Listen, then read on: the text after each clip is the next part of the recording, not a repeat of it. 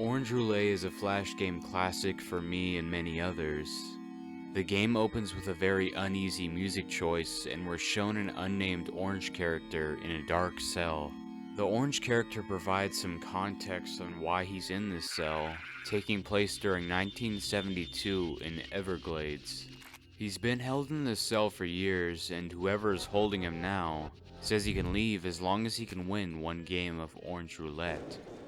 The gameplay plays like Russian roulette, one bullet in the chamber and 3 options: pulling the trigger, shooting the opponent, or spinning the cylinder. The putrid and worn yellow background helps set the mood here, especially with that chilling track looping in the background.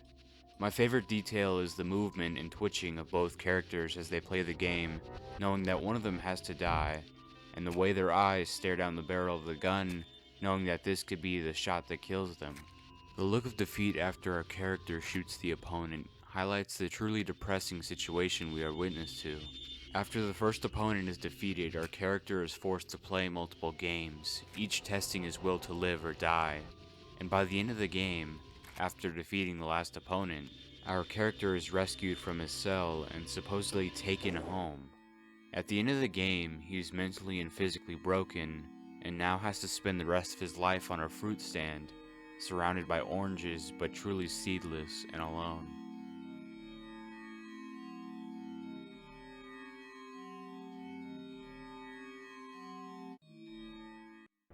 Ex Mortis begins as follows.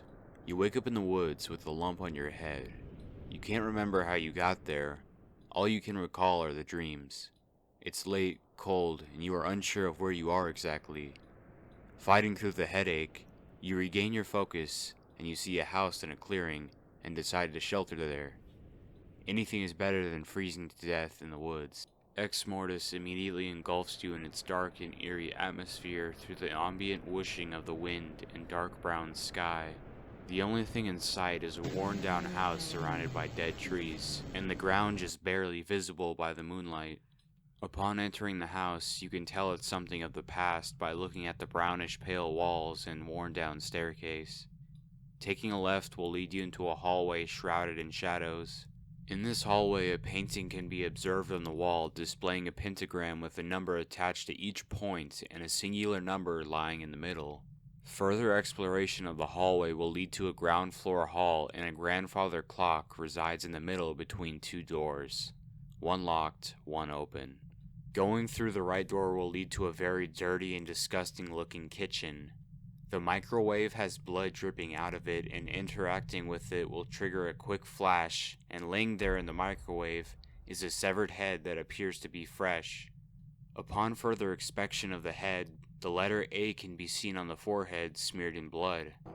Backtracking into the dark hallway and going into the door on the left will lead to the cellar entrance, but the door to the cellar is blocked.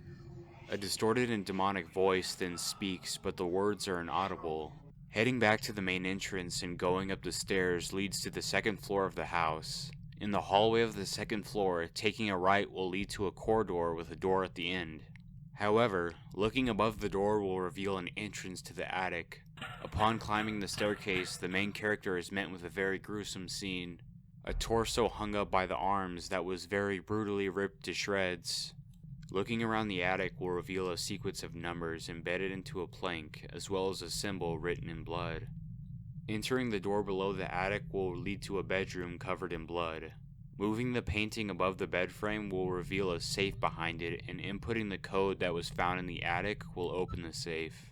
The contents are a human heart, a book, and another bloody symbol. The book is titled Ex Mortis. The book's purpose was to recount the history of the ancients and the ancient Dominion War. I know this doesn't make sense now, but it was a translation of an ancient language to English written by Xavier Renheim under the watchful eye of an ancient known as Valu. The lore in this game can get very complex, so I will only be touching on it briefly.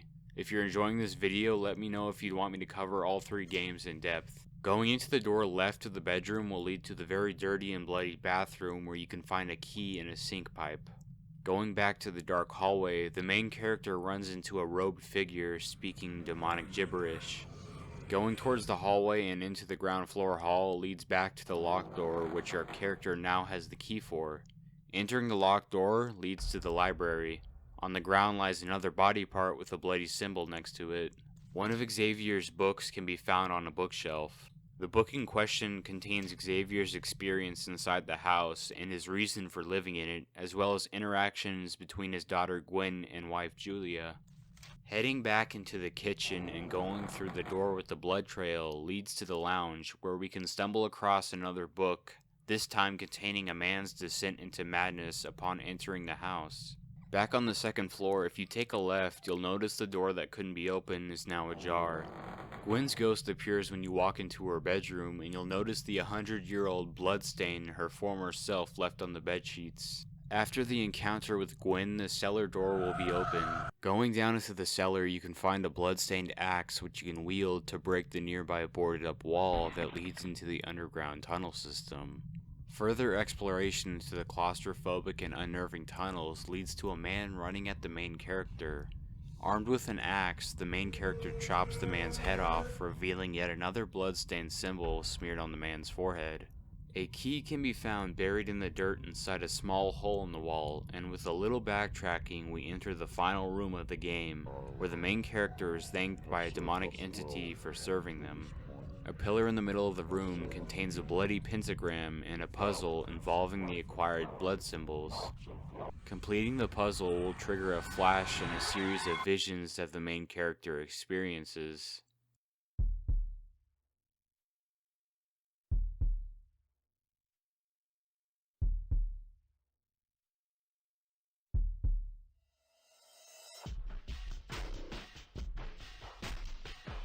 This is followed by a bunch of newspapers flashing on the screen mentioning the Ex Mortis cult and the millions they've killed. Pretty much the end of the world, and just like that, the game ends. However, there is a second ending. The second ending involves not doing the puzzle and making a run to the forest. As you enter through the tunnels, a demonic entity will chase you and catch you if you're not careful. After enough running, the main character finds a door leading out to the woods. Following the trail leads back to civilization, and just as the main character is about to escape, he's stopped by a demonic cult member. The main character has nightmares again, just like in the beginning of the game, but this time they might be memories.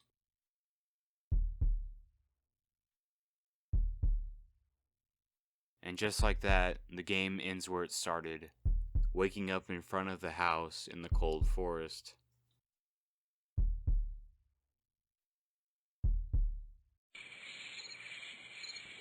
The house is a classic flash horror game and begins with an intro giving background on the home and the owners.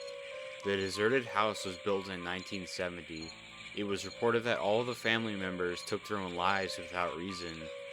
After that incident, no one ever entered the house again. The black and white color palette, unnerving ambiance, and aggressive piano set a very sinister mood right in the beginning. As you enter the dining room, you can interact with the drawing of what seems to be of the family that once lived in the house.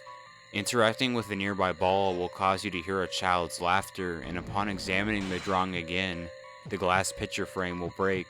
As your heartbeat rises, a ghost of a child will appear and then disappear above the ball. The ball vanishes and you are briefly left with yourself until suddenly, a head drops from the ceiling. A storm begins roaring as you make your way into the dimly lit bathroom. The music is cut as you are left with yourself and the sounds of the thunder and lightning. You'll notice a note on the mirror that reads, "Happy birthday, Mom.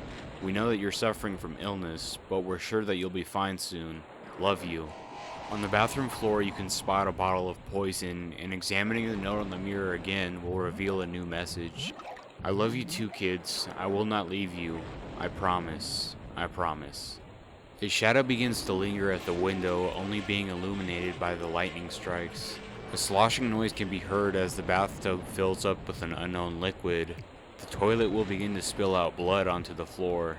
A figure with long black hair can be seen slowly emerging from the bathtub, and as our character's heartbeat begins to rise, the figure's hand drags across the screen, and we enter the next room, the kitchen. Upon entering the kitchen, a calendar can be seen hanging on the wall. March 5th, Friday, is circled with the words "cancer treatment." A doll can be seen hanging from some shelves, and touching it will cause an ominous noise to start playing. and what sounds like something is scraping the floor. A figure will peek its head into the doorway, and as your heartbeat grows, a shadow will appear on the wall very briefly. Interacting with various objects in the room will cause the school ID to drop onto the table. The ID belonged to a Miss Maria S. Julie and was valid back in the 80s.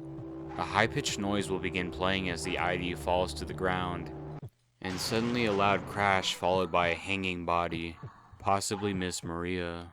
Moving on into the living room, you can immediately tell it looks run down. A clock ticks steadily in the background, and a big portrait of what seems to be the father is hung up in the middle of the room. On the left side of the room is a radio. Turning one of the knobs on the radio and you will hear a distorted voice and briefly what sounds like a distorted song. It eventually stops, and looking at the portrait again, you will see the father's eyes move. You can rip down the portrait and see a hole in the wall with a note inside it that reads, "Sorry and goodbye, honey. I'm so lucky to be your love. I will always love you." Along with that note, you can find a revolver, and what looks like the father's ghost will flash on screen. Taking a look at the portrait once more will cause the eyes to turn black and pour blood down his face, along with blood coming out of his mouth. A gunshot will then be heard as a bullet hole emerges on the father's forehead, presumably how he ended his own life. The fifth and final room is the corridor, and turning on the lights will show yet again another note lying on the floor. "I'm sorry to God for what I have done, so I killed all my family. It's the only thing I can do to stay together with them forever." Turning the light switch on and off will cause a shadow to walk past. The lights will begin to flicker as the light switch is now broken and pouring blood. A drop of blood will spill on the note if you examine it again, and a figure in black will slowly manifest in front of you. You stand alone in the dark with the buzzing of the lights, until the figure appears right in front of you with her long black hair. Thank you all for watching. Consider subscribing if you enjoyed the video. Let me know in the comments if I should do more videos like this. See you all in the next one.